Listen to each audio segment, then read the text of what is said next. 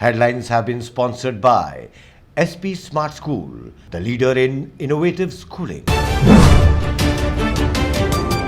डोडा जिले के गोहा मरमत में 7 घर भीषण आग की चपेट में आ गए। बता दें ये घर डोडा के तहसील हेडक्वार्टर के पास बने थे। आग इतनी भयानक थी कि देखते ही देखते आग ने कुल 7 घरों को अपनी चपेट में ले लिया। दमकल विभाग के कर्मचारी आग पर काबू पाते कि उससे पहले ही आग ने लाखों का सामान जलाकर खाक कर दिया था। हालांकि आग के कारणों का अभी पता नहीं चल पाया है।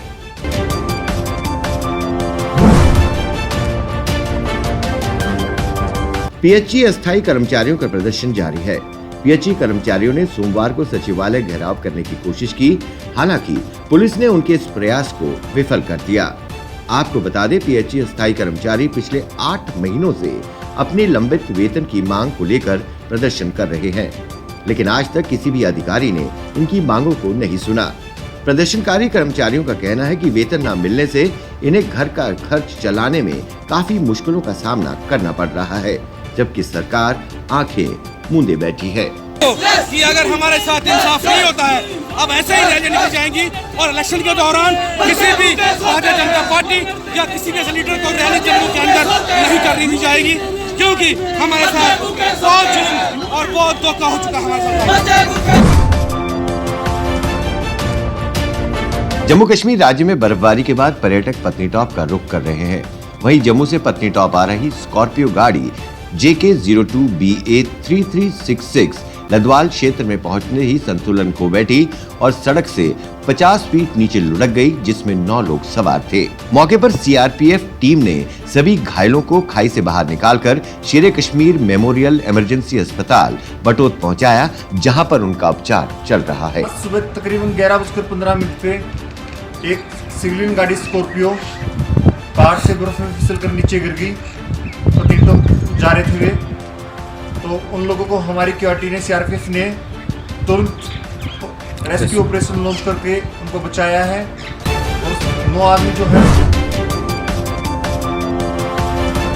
मुंबई में 2008 में हुए आतंकवादी हमले की साजिश के मामले में अमेरिका में 14 साल की कैद की सजा काट रहे तहव्वुर राना को 2021 में जेल की सजा पूरी होने से पहले भारत भेजे जाने की प्रबल संभावना है।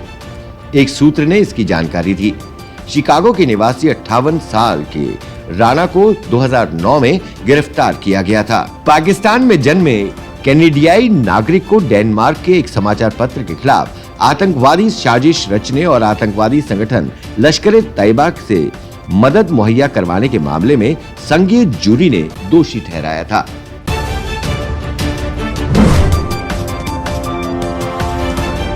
जेएनयू में देश विरोधी नारे लगाने के मामले में चार्जशीट दाखिल हुई है। इसमें कन्हैया कुमार और उमर का नाम है। चार्जशीट दाखिल होने के बाद कन्हैया ने कहा कि मोदी जी और दिल्ली पुलिस का धन्यवाद।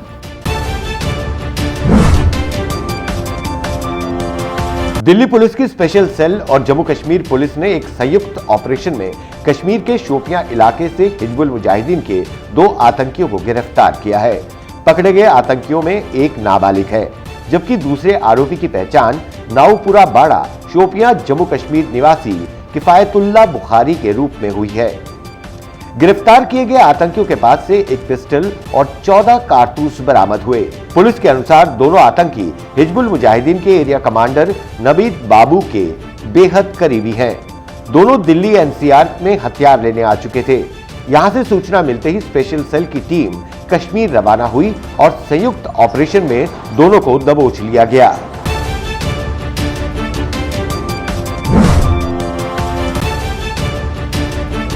जस्टिस सीकरी मुद्दे पर कांग्रेस अध्यक्ष राहुल गांधी ने ट्वीट करते हुए एक बार फिर से प्रधानमंत्री नरेंद्र मोदी पर निशाना साधा। उन्होंने अपने ट्वीट में कहा कि न्याय के साथ छेड़छाड़ किया जाता है तो अराजकता राज करती है। ये प्रधानमंत्री नहीं रुकेंगे। राफेल घोटाले को छुपाने के लिए वो हर चीज को नष्ट कर डालेंगे।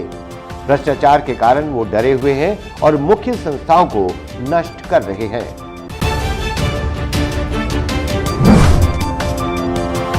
पुलिस और सेना को मिली बड़ी कामयाबी।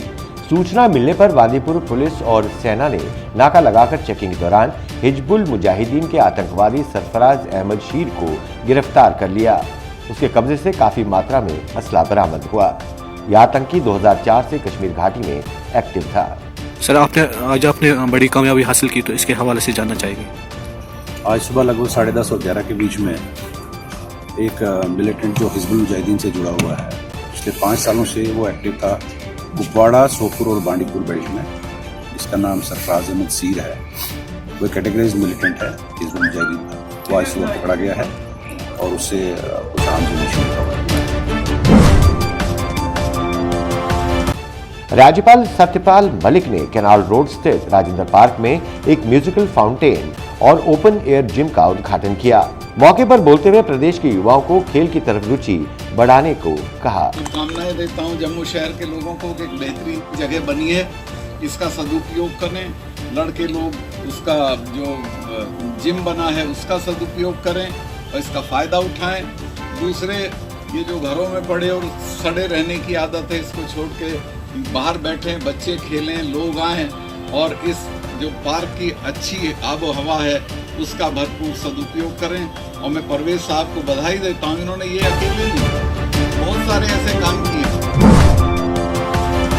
श्रीनगर मुजफ्फराबाद नेशनल हाईवे की खस्ता हालत के मद्देनजर वहां के लोग और व्यापारी काफी परेशान हैं। लोगों और व्यापारियों ने सरकार से अनुरोध किया है कि जल्द से जल्द इसको रिपेयर किया जाए, क्योंकि बड़े बड़े गड्ढे होने की वजह से कोई भी बड़ा हादसा हो सकता है। डीसी बारामूला से और व्हीकल ऑफिसर से गुजारिश करना चाहता हूं कि आप नेशनल हाईवे बारामूला की हालत देखें। पूरा ख़राब हो चुका है रोड, जो पिछले 2 साल से हम उनको कह रहे थे इसको मैक्सिमाइज कीजिए एज टू एज, लेकिन आज तक नहीं हुआ। गुजरात ने लागू किया गरीबों का आरक्षण का कानून, टाली गई लोक सेवा आयोग की परीक्षा। राष्ट्रपति रामनाथ कोविंद की मंजूरी के बाद गरीबों को आरक्षण देने वाले विधेयक कानून बन गया है। रविवार को गुजरात देश का पहला ऐसा राज्य बन गया जिसने आर्थिक रूप से पिछड़े गरीबों को सरकारी नौकरियों और शिक्षा में दिए जाने वाले 10% आरक्षण को लागू करने की घोषणा कर दी है।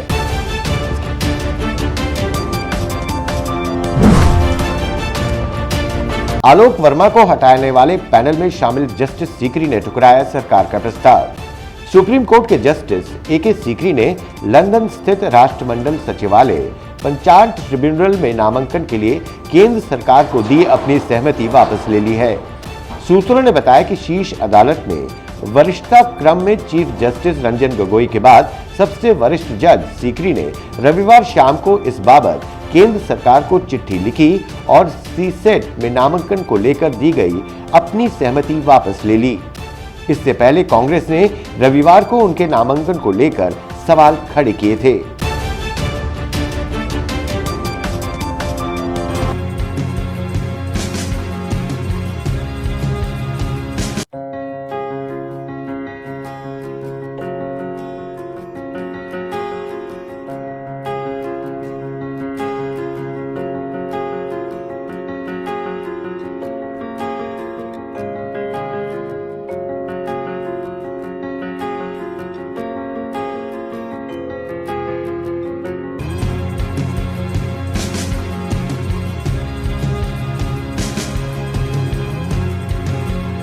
ताज़ा खबरों के लिए नीचे दिए गए सब्सक्राइब बटन को दबाएं और नोटिफिकेशंस के लिए बेल आइकन को दबाना मत भूलिएगा।